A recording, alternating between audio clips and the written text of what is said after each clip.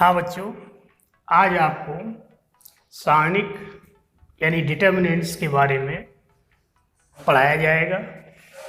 ध्यान से देखें। सारणिक क्या होती है? किसी भी वर्ग आव्यूह को एक संख्यात्मक रूप में निरूपित करना सारणिक कहलाता है। जैसे प्रथम कोटि की आव्यूह, मान लीजिए एक मैट्रिक्स ये है, इसकी सारणिक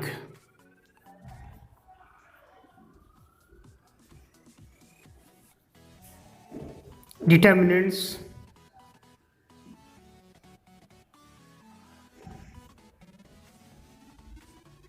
और इसकी वैल्यू क्या होगी? क्योंकि ये 1 × 1 क्रम की आव्यूह है, इसलिए इस सारणिक की जो वैल्यू होगी वो उस एलिमेंट्स के इक्वल ही होगी। अब इसके बाद 2 × 2 क्रम की अगर कोई मैट्रिक्स है, जैसे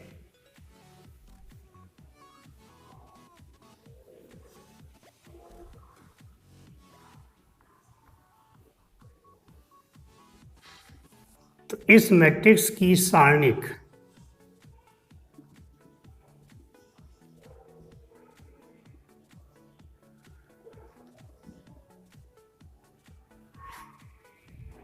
टू 1 4 3 और इसका जो एक्सपेंशन होगा वो 2 × 3 -4 × 1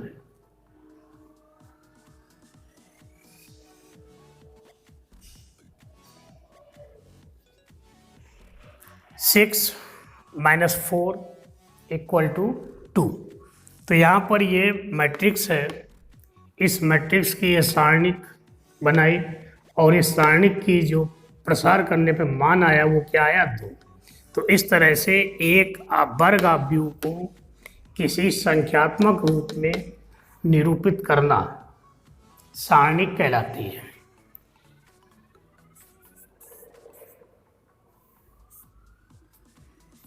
A1 B1 A2 B2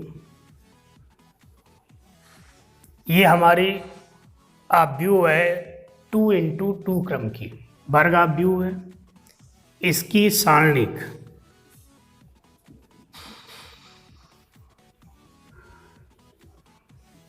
determinants क्या बनेगी? A1 B1 A2 B2। अब अगर हमें इसका एक्सपेंशन करना है, तो एक्सपेंशन करने के लिए हमने आपको बताया था A1 × B1 A1 B2 A1 × B2 minus A2 × B1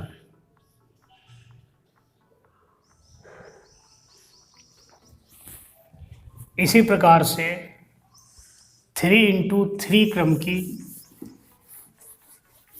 आव्यूह की सारणिक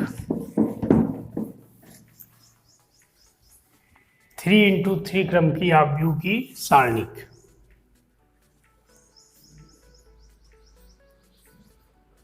A1 B1 C1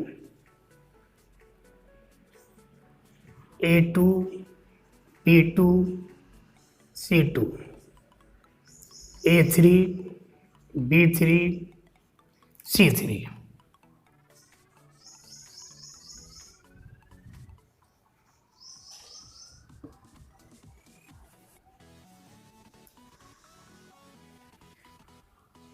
क्या होगी इसकी determinants? A1 B1 C1 A2 B2 C2 A3 B3 C3। इसके बाद अब इस सारणिक का मान ज्ञात करना, यानी कि सारणिक का एक्सपेंशन। तो एक्सपेंशन के लिए क्या करेंगे, एक्सपेंशन हम किसी भी रो के द्वारा या किसी भी कॉलम के द्वारा करते हैं। तो जैसे हम इस उदाहरण में फर्स्ट रो के द्वारा एक्सपेंशन करना आपको बताएंगे। तो फर्स्ट रो के एलिमेंट्स क्या है, A1 B1 C1। A1 into एक उप सारणिक माइनर A1 का माइनर। तो A1 का माइनर या उप सारणिक निकालने के लिए क्या करना है, A1 जिस रो और जिस कॉलम में है इसको हटा दीजिए। हटाने के बाद आपको क्या दिख रहा है, B2 C2 V3 C3। तो B2 C2 B3 C3 minus B1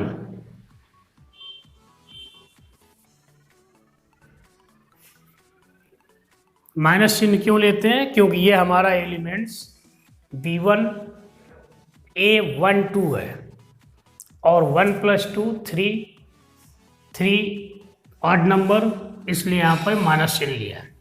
अब B1 इस कॉलम में है और इस रो में है, इसको हटा दीजिए। तो क्या आया, A2 A3 C2 C3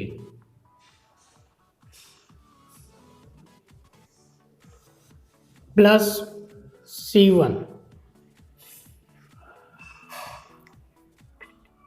ये कॉलम और ये रो हटाने के बाद जो बच रहा है A2 V2 A3 B3।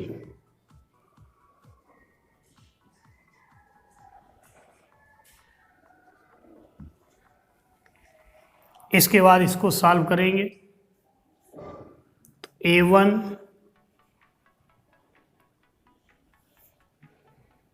B2 into C3 minus B3 into C2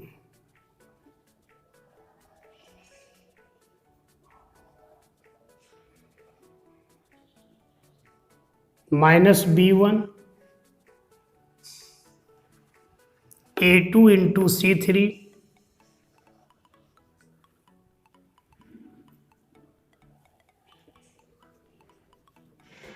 minus A3 into C2 plus C1 A2 into B3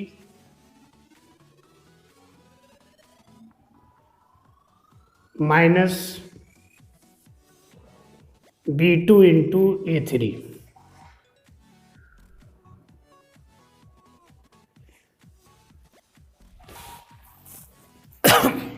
ये इसका जो है एक्सपेंशन प्रसार आया। अब इसी तरीके से हम एक संख्यात्मक मैट्रिक्स लेते हैं, आव्यूह लेते हैं, जिसकी की डिटर्मिनेंट्स बनाएंगे और उसको प्रसार करेंगे, उसका मान ज्ञात करेंगे।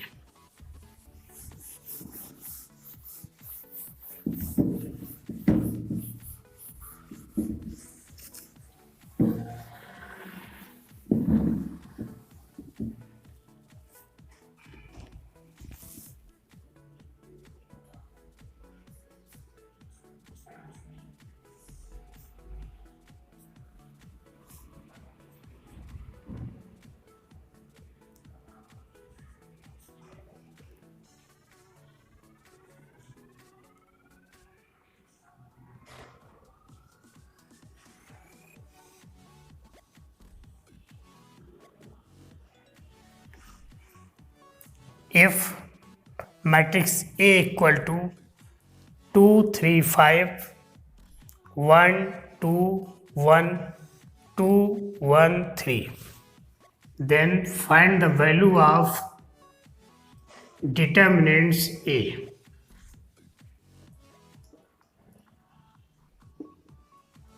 इसको क्या बोलते हैं, इस तरह से भी लिखते हैं।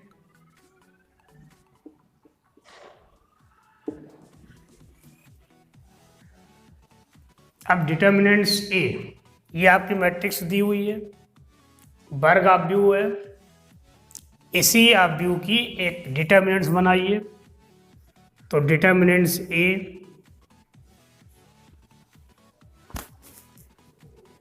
2 3 5 1 2 1 2 1 3. Now expansion of these determinants according to first row 2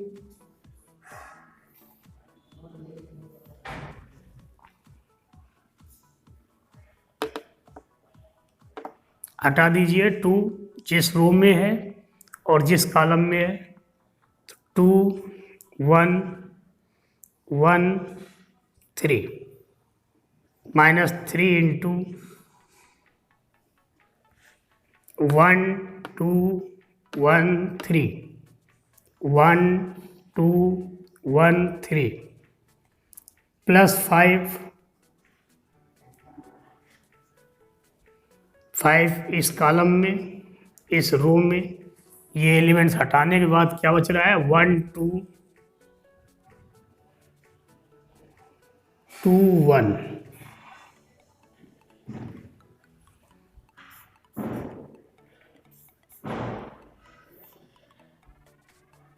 6 -1 3 -2 1 -4.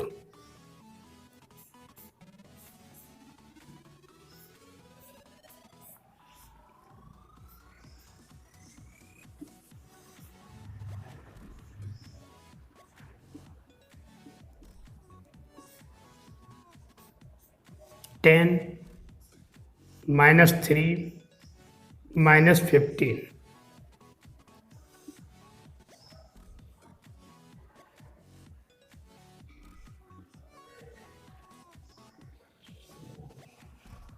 -8. इस डिटर्मिनेंट्स की जो वैल्यू आई वो क्या है, -8. प्रसार करना आप लोगों सबको क्लियर हो गया। एक बार फिर से ध्यान दें, हम फर्स्ट रो के द्वारा इसका एक्सपेंशन कर रहे हैं। तो 2 इंटू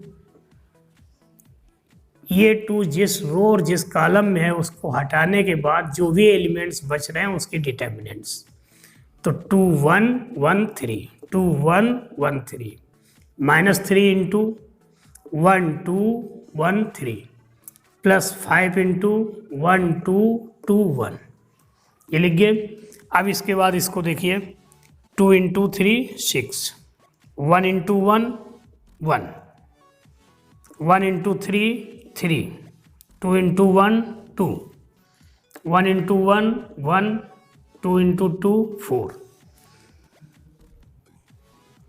तो ये 10 -3 -15 10 -18 -8.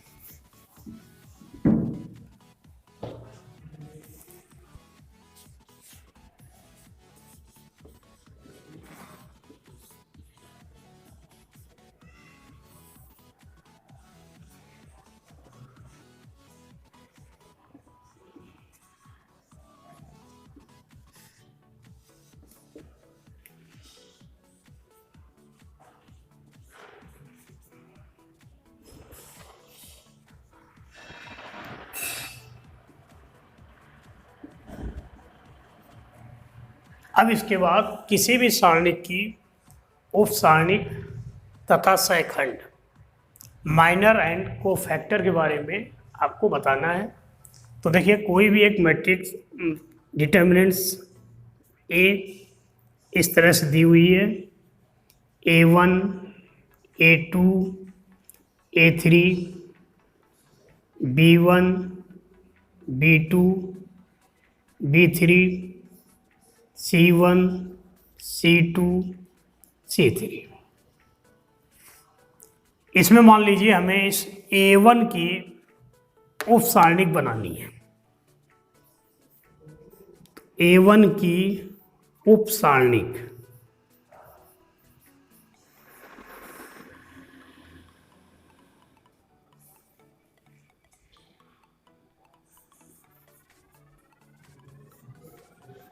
Minor,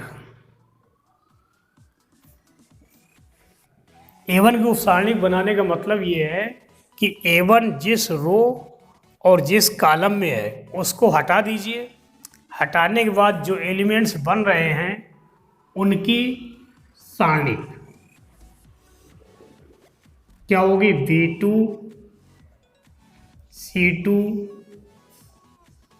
B3, C3। और इसकी वैल्यू क्या आएगी?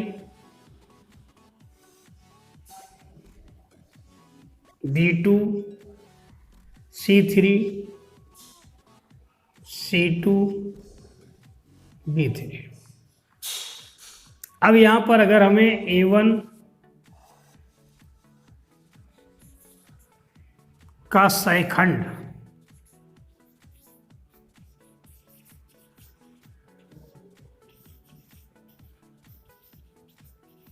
कोफैक्टर, तो यहां पर जो हमारे ये माइनर आ रहा है, इस माइनर से पहले चिन्ह देखना है कि हमें प्लस लेना है या माइनस लेना है। जैसे ये हमारा A1 की सहखंड निकालना है, तो A1 हमारा क्या है? A1 1, 1 + 1 2, इवन नंबर, इसलिए इसका जो सहखंड होगा वो फैक्टर होगा वो प्लस चिन्ह और B2, B3, C2, C3, that is B2 C3 minus C2 B3। तो आपने देखा कि A1 की उप सारणिक और कोफैक्टर इन दोनों में कोई भी अंतर नहीं है।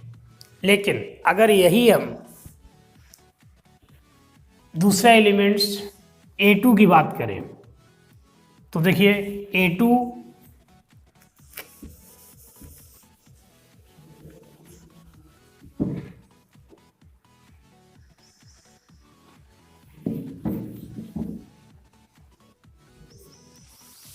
A2 की उप सारणिक, ये कॉलम ये रो हटा दीजिए, तो क्या आया? B1, B3, C1, C3। और इसकी वैल्यू क्या होगी? B1 C3 minus C1 V3। अब अगर हमें A2 का सहखंड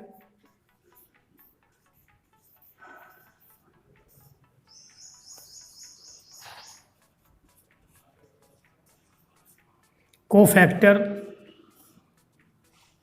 तो यहाँ पर ये देखिए हमारा ये A2 पहले रो का दूसरा एलिमेंट्स है।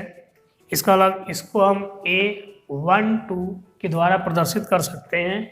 और A1 2, 1 + 2 3, 3 हमारा ऑड नंबर है, इसलिए इसके पहले माइनस चिन्ह रहेगा और उप सारणिक minor B1, B2, B3, C1, C3। इसकी value minus B1C3 minus B2C1 B3C1 या माइनस B1C3 प्लस B2C1। तो बच्चों देखा इसमें उप सारणिक और सहखंड में अंतर क्या है। उप सारणिक में हम किसी भी अवयव की जिसकी उप सारणिक लेनी है उस अवयव जिस रो या कॉलम में है उस रो और कॉलम को छोड़कर बाकी हमारा जो एलिमेंट्स बचेंगे उन एलिमेंट्स की एक सारणिक बनानी है, वो उप सारणिक कहलाएगी उस एलिमेंट्स की। लेकिन जो कोफैक्टर बनाना है किसी भी एलिमेंट्स का, तो कोफैक्टर्स में उसके चिन्ह को ध्यान में रखते हुए माइनर लिखा जाएगा। ये क्या होगा, कोफैक्टर होगा। अब इसके बाद कुछ प्रॉपर्टीज हैं सारणिक से संबंधित।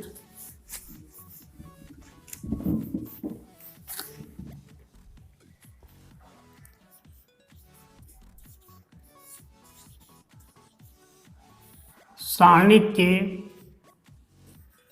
गुणधर्म।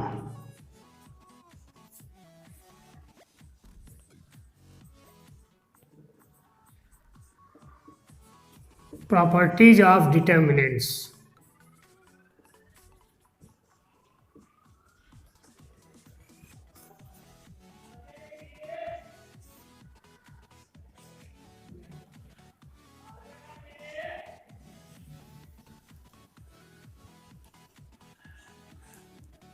पहली प्रॉपर्टी, यदि किसी सारणिक का किसी रो या कॉलम का प्रत्येक एलिमेंट्स 0 है तो उस सारणिक का प्रसार करने पर मान 0 होता है। जैसे 0 0 0 3 2 1 1 4 5।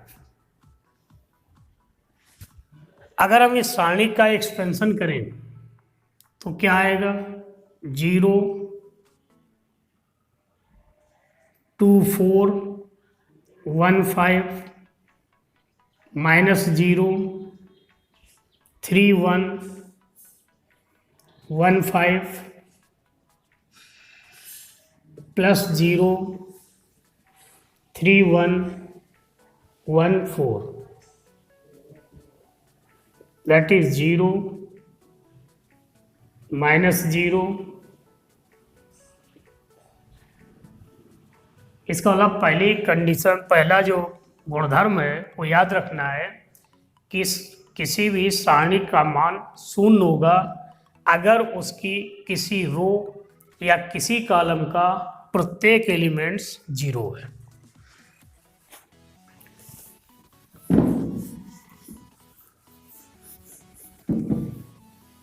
दूसरी प्रॉपर्टी,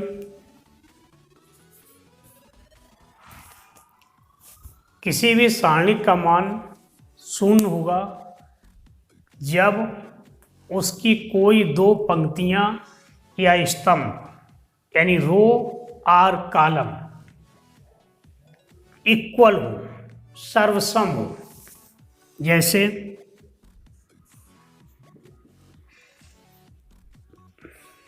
A1 B1 C1,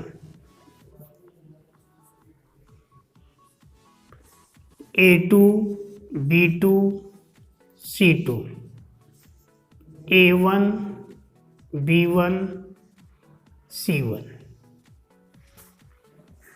इसकी वैल्यू 0। क्यों? क्योंकि यहाँ पर देखिए R1 R3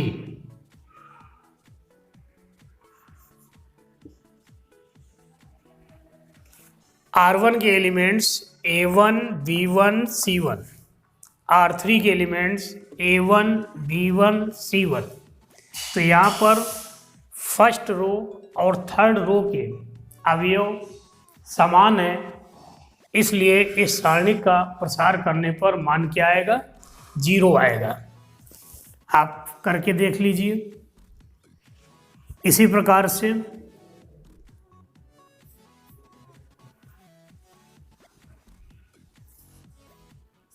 A1, A2, A3, B1, B2, B3, P1, B2, B3।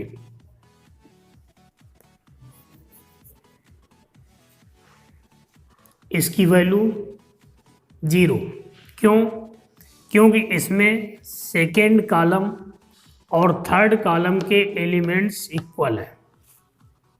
ठीक है, तो आपकी ये प्रॉपर्टी क्या कहती है कि अगर किसी सारणी की कोई दो रो या कॉलम समान है तो उस सारणी का प्रसार करने पर मान 0 आएगा। अब यहाँ पर समान के बाद सर्वसम की बात आती है। अगर कोई भी दो पंक्तियाँ या कॉलम, रो और कॉलम एक दूसरे के मल्टीपुल हैं, जैसे यहाँ पर हमने आपको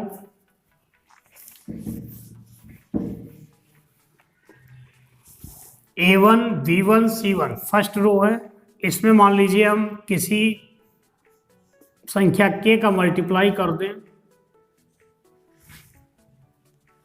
तो A1, B1, C1 k A1, k B1, k C1। तो यहाँ पर third column, third row multiple है किसका? फर्स्ट रो का k टाइम्स, k से मल्टीप्लाई किया गया।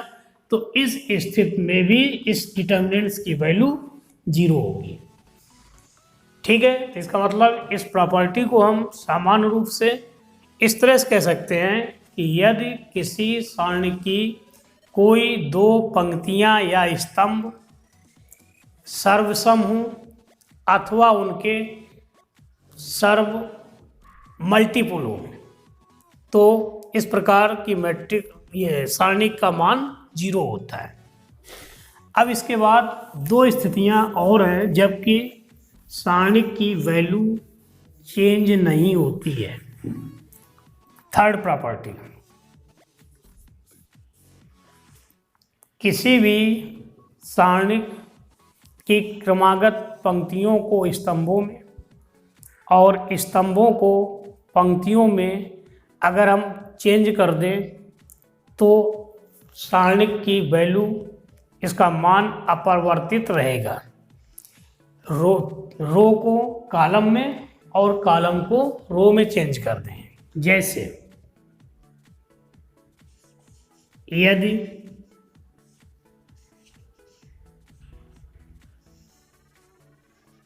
A1, B1, C1, A2, B2, C2, A3, B3 इस डिटर्मिनेंट्स की वैल्यू डेल्टा है तो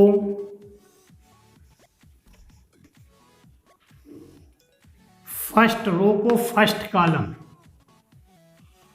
A1, B1, C1, A2,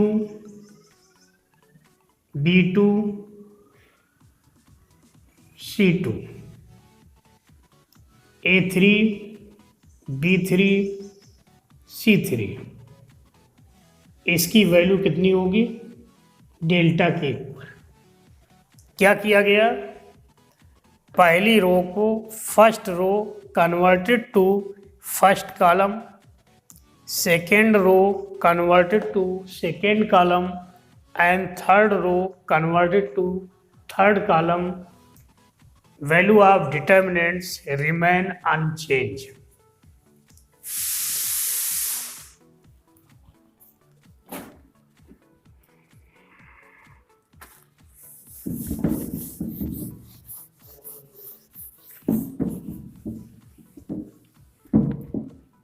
fourth condition, fourth property, यदि किसी सारणी की किसी पंक्ति या स्तंभ के स्थान पर किसी अन्य पंक्ति या स्तंभ रो और कॉलम के अवयव अथवा उनके मल्टीपुल जोड़ या घटा दिए जाएं तो प्राप्त सारणी का मान अपरिवर्तित रहता है। फॉर एग्जाम्पल, हाँ, क्या हमने कहा, यदि किसी सारणी की किसी रो या कॉलम में अन्य रो या कॉलम के अवयव अथवा उनके मल्टीपुल जोड़ या घटा दिए जाएं तो सारणी के मान में कोई भी परिवर्तन नहीं होता है। जैसे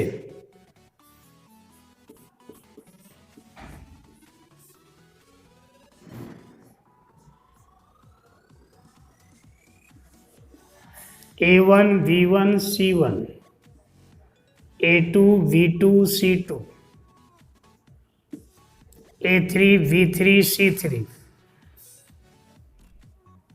that is lambda। तब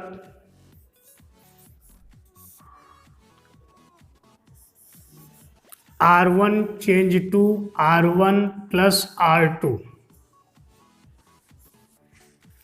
R1 को हम चेंज कर रहे हैं क्या, R1 प्लस R2 के द्वारा यह ऑपरेशन अप्लाई कर रहे हैं। तो हमारी जो नई सारणी प्राप्त होगी वो क्या होगी, A1 plus A2, B1 plus B2, C1 plus C2, A2 B2 C2, A3 B3 C3, that is equal to, इस सारणी का जो प्रसार करने पर मान आएगा वो भी डेल्टा के बराबर होगा। तो हम आवश्यकता पड़ने पर इस गुणधर्म का उपयोग कर सकते हैं। इसी प्रकार मान लीजिए हम C2 के स्थान पर C2 माइनस 2C3, इसका मतलब C3 का मल्टीपुल 2 टाइम्स, ये माइनस कर रहे हैं C1 से और किसकी जगह रख रहे हैं, C2 की जगह पर। C2 change to C2 minus 2C3, तो हमारी डिटर्मिनेंट्स क्या हो जाएगी। अब इसमें केवल C2 में चेंज हो रहा है तो C1 तो जैसा था वैसे रहेगा, A1 A2 A3, C2 minus 2C3, तो C2 आपका V1 V2 V3 है, C3 क्या है, C1 C2 C3, इसमें 2 का मल्टीप्लाई करके इससे माइनस करना है। इसका मतलब V1 minus 2C1, B2 minus 2C2, B3 minus 2C3, C1 C2 C3। इस डिटर्मिनेंट्स की वैल्यू क्या होगी, डेल्टा। ठीक है, तो इस प्रॉपर्टी का सबसे ज़्यादा उपयोग आपको प्रश्न हल करते समय करना पड़ेगा, इसलिए प्रॉपर्टी को बहुत ध्यान से समझ लेना है। फिर से एक बार हम आपको बता दें, किसी भी सारणी की किसी पंक्ति या स्तंभ रो और कॉलम के स्थान पर किसी अन्य पंक्ति या कॉलम के संगत अवयव अथवा उनके मल्टीपल जोड़ या घटा दिए जाएं तो सारणिक की जो मान है वो अपरिवर्तित रहता है।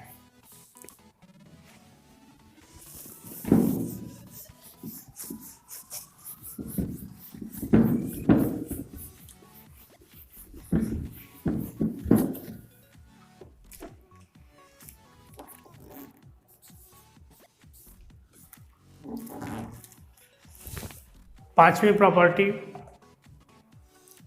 यदि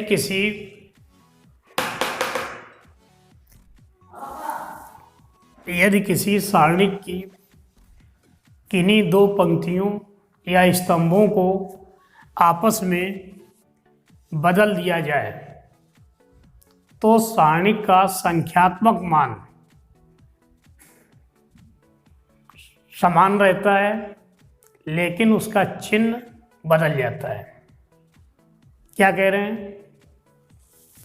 किसी रो या कॉलम को आपस में बदल दिया जाए, फर्स्ट रो के स्थान पर सेकेंड रो के एलिमेंट्स, सेकेंड रो के स्थान पर फर्स्ट रो के एलिमेंट्स, या फर्स्ट कॉलम के स्थान पर सेकेंड कॉलम के एलिमेंट्स, सेकेंड कॉलम के स्थान पर फर्स्ट कॉलम के एलिमेंट्स, अगर इस प्रकार से परिवर्तन कर दिया जाए तो सारणिक का जो संख्यात्मक मान है, न्यूमेरिकल वैल्यू तो चेंज नहीं होगी लेकिन उसका चिन्ह बदल जाएगा।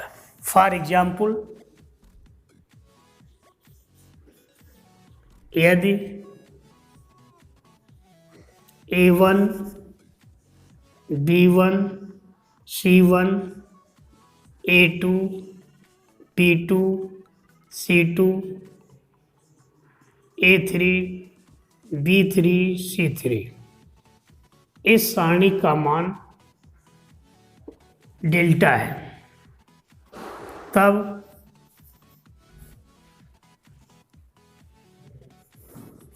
R1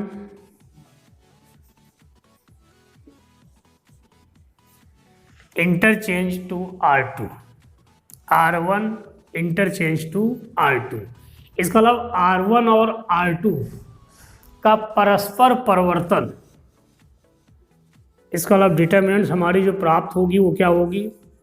A2, B2, C2, A1, B1, C1, A3, B3, C3, इसकी वैल्यू क्या होगी? माइनस डेल्टा, क्योंकि इस डिटर्मिनेंट्स की वैल्यू डेल्टा थी तो इस डिटर्मिनेंट्स की वैल्यू क्या हुई? Minus delta. परिवर्तन क्या किया गया? सेकेंड कॉलम के एलिमेंट्स को, सेकेंड रो के एलिमेंट्स को फर्स्ट रो में और फर्स्ट रो के एलिमेंट्स को सेकेंड रो में कन्वर्ट कर दिया गया। इसी प्रकार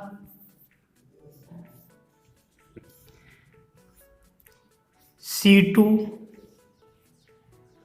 interchange C3, C2 interchange C3, इसका मतलब सेकेंड कॉलम और थर्ड कॉलम के एलिमेंट्स को आपस में चेंज करना है तो हमारी जो डिटर्मिनेंट्स बनेगी वो क्या होगी? A1, A2, A3, C1, C2, C3, B1, B2, B3, that is equal to minus delta. ठीक है, तो इस प्रॉपर्टी का भी उपयोग प्रश्न को हल करते समय ज़रूरत पड़ती है, इसलिए प्रॉपर्टी को आपको तैयार रखना है। प्रॉपर्टी क्या है? कोई भी दो पंक्तियाँ, रो या दो स्तंभ, कॉलम को आपस में परस्पर बदल दिया जाए, इंटरचेंज कर दिया जाए तो इस प्रकार से जो नई सारणिक प्राप्त होगी उस सारणिक का संख्यात्मक मान समान रहेगा लेकिन चिन्ह चेंज हो जाएगा। पहले अगर प्लस आ रहा था तो अब माइनस आएगा, पहले माइनस था तो प्लस आएगा। अगली प्रॉपर्टी,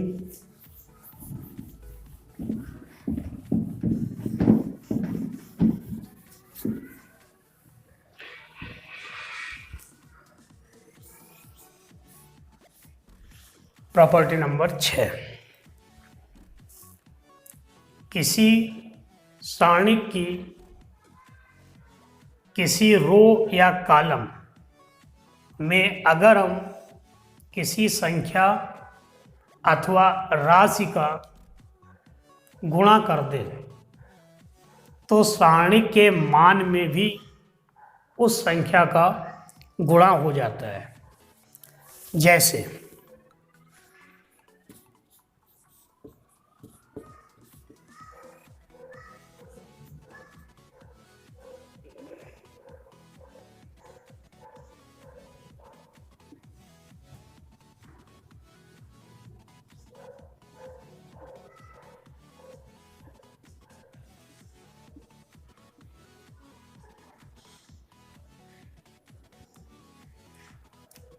ये हमारी एक सारणिक है ए। अब अगर हम यहाँ पर R1 पहली रो में K का मल्टीप्लाई कर दें, इसका मतलब KA1 KB1 KC1 A2 B2 C2 A3 B3 C3, तो इसकी वैल्यू क्या होगी?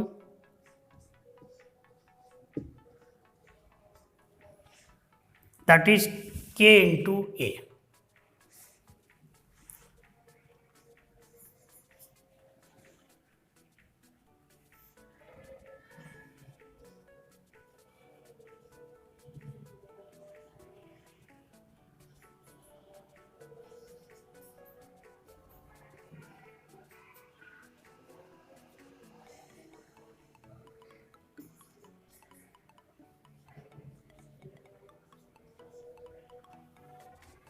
इसका मान क्या होगा?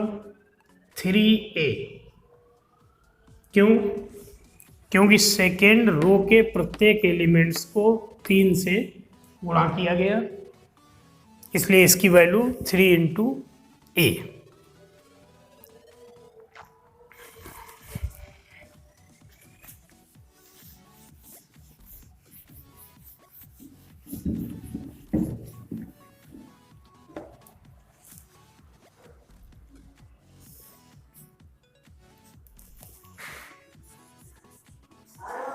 MA1 MB1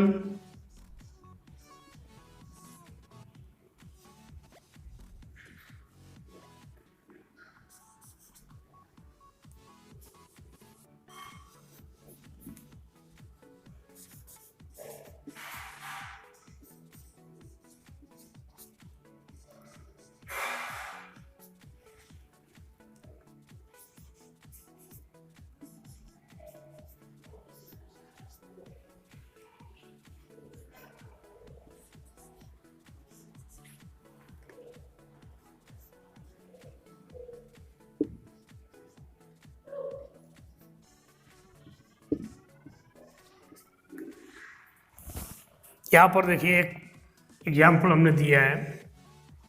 सबसे पहले R1 में हमने M का मल्टीप्लाई किया तो सारणी का मान M टाइम्स हुआ। R2 में N का मल्टीप्लाई किया है तो सारणी में N टाइम और मल्टीप्लाई हो गया वह मान में।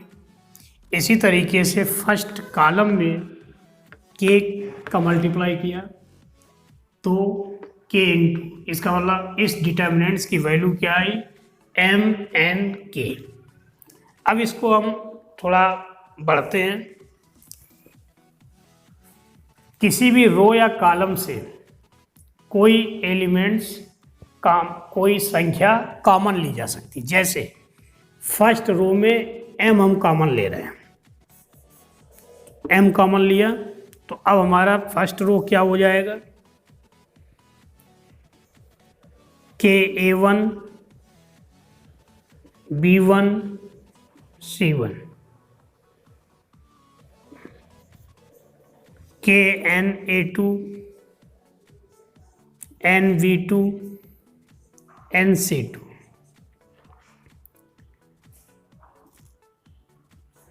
KA3 B3 C3। अब अगर इसी तरह से हम सेकेंड रो से n कॉमन निकाल लें और तो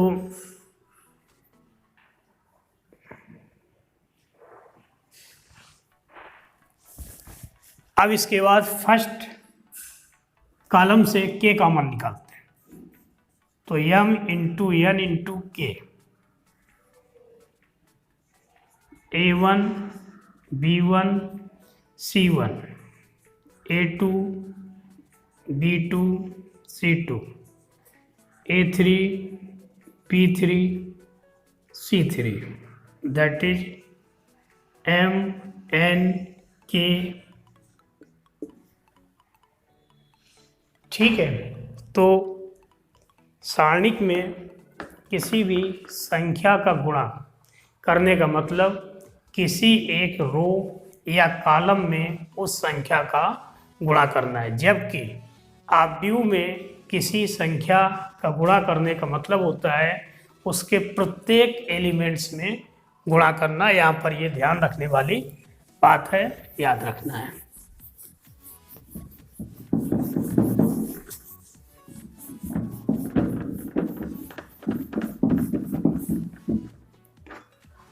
सेवेंथ प्रॉपर्टी, हाँ बच्चों, अगर आपको हमारा वीडियो पसंद आया हो तो इसे सब्सक्राइब करें, बेल आइकन दबाकर ऑल पर क्लिक करें, जिससे हमारा जब भी नया वीडियो बनेगा आपको तुरंत जो है इंफॉर्मेशन पहुंच जाएगी। सातवीं प्रॉपर्टी, यदि किसी सारणिक की किसी पंक्ति या स्तंभ के अवयव दो या दो से अधिक राशियों के योग के रूप में दिए हुए हैं तो उसे दो सारणिकों के योग के रूप में कन्वर्ट कर सकते हैं। फॉर एग्जाम्पल A1 प्लस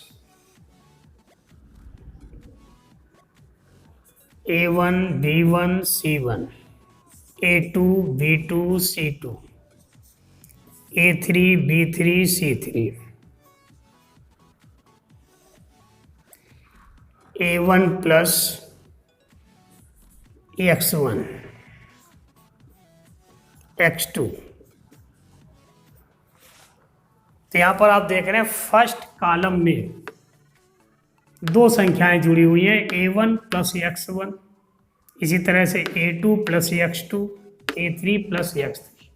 तो इसको हम दो डिटर्मिनेंट्स में ब्रेक कर लें, A1 A2 A3, B1 B2 B3, C1 C2 C3 plus दूसरी डिटर्मिनेंट्स क्या होगी, फर्स्ट कॉलम में X1 X2 X3, X1 X2 X3, B1 B2 B3, C1 C2 C3।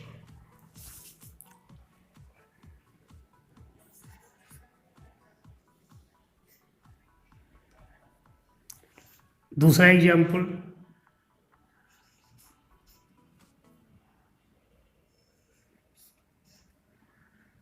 A1 plus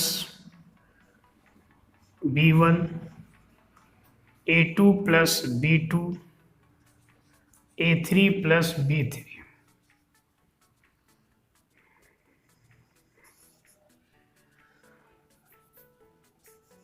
X1 X2 x3, y1, y2, y3। ये हमारी एक determinants दी हुई है। इसके फर्स्ट रो में दो संख्याएं जुड़ी हुई हैं, इसलिए इसको हम दो सारणिक में ब्रेक कर सकते हैं। फर्स्ट हमारी डिटर्मिनेंट्स क्या होगी, a1, a2, a3, x1, x2, x3, y1, y2, y3 plus b1, b2, b3, x1, x2, x3, y1, y2, y3। ठीक है बच्चों, तो इस तरह से आपने सारणी की परिभाषा, उसका प्रसार करना और उसके गुणधर्म के बारे में अध्ययन किया। एक बार फिर आप सबसे अनुरोध है कि अगर हमारा वीडियो आपको पसंद आया हो तो उसे सब्सक्राइब करें और बेल आइकन दबाकर ऑल पर क्लिक करें, जिससे आपको हमारा वीडियो, जब भी नया वीडियो प्राप्त होगा, वो तुरंत आपके पास मैसेज पहुंच जाएगा। धन्यवाद।